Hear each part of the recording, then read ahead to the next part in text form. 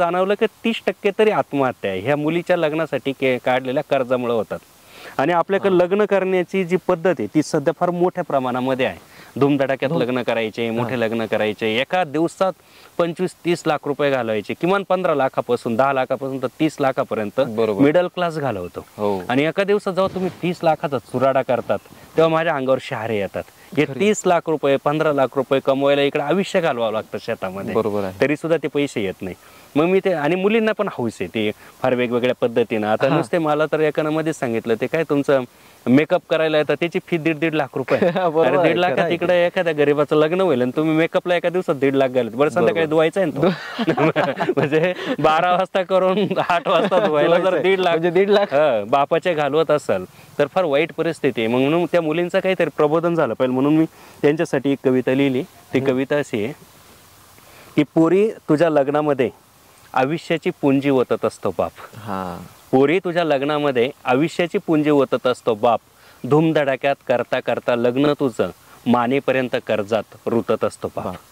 धूमधडाक्यात करता करता लग्न तुझं मानेपर्यंत कर्जात रुतत असतो बाप. पीक दुष्काळात जळतं, पुरामध्ये वाहतं, अवकाळीत सडतं, गारांमध्ये झोडपतं. तूच सांग ना वर्षाकाठी वावरामधलं काय शिल्लक राहतं.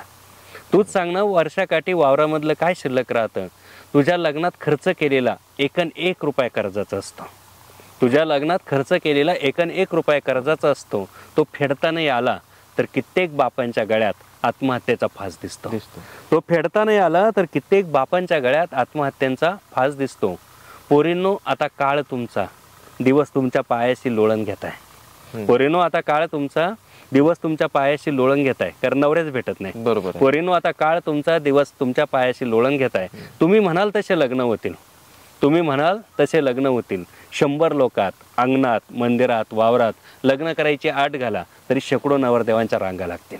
बरोबर. प्रत्येक पोरीनं समजून सांगा समाजाला की बँक्वेट हॉलमधील साखरपुडा, महागडे कपडे, लक्झरी फर्निचर, लाखोचं प्री वेडिंग शूटिंग, डीजेवरची मेहंदी, हजारो लोकातली हळद आणि रक्त शोषून उधळपट्टी करणारं लग्न, या सगळ्यांना फाटा देऊन साधं लग्न करण्याचा माझा पण नवा आहे.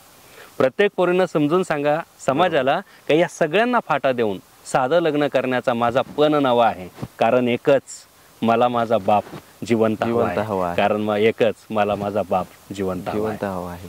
वा वा वा, फार सुंदर कविता आहे. म्हणजे आधी शेतकरी पोराशी लग्न कर आणि नंतर लग्न कर तर ते ह्या पद्धतीने की आपला बाप. आणि मी तर खरंच आवाहन करेल सगळ्या मुलींना तुमच्या माध्यमातून की पोरींनो, एका दिवसामध्ये तुम्ही बापाचे 15-20 लाख रुपये घालवत असाल तर बापाला मरणाच्या दाराकडे तुम्ही ढकलताय. लक्षात घ्या, तुम्हाला तुमचा संसार हिरवा होत असताना तुम्ही बापाच्या आयुष्यातली सगळं हिरवेपणा काढून घेत असाल आणि त्याच्या आयुष्यामध्ये फक्त पाचोळा देत असाल तर याचा विचार करण्याची गरज आहे. खरंच खूप मोठ्या प्रमाणात याची विचार करण्याची गरज आहे.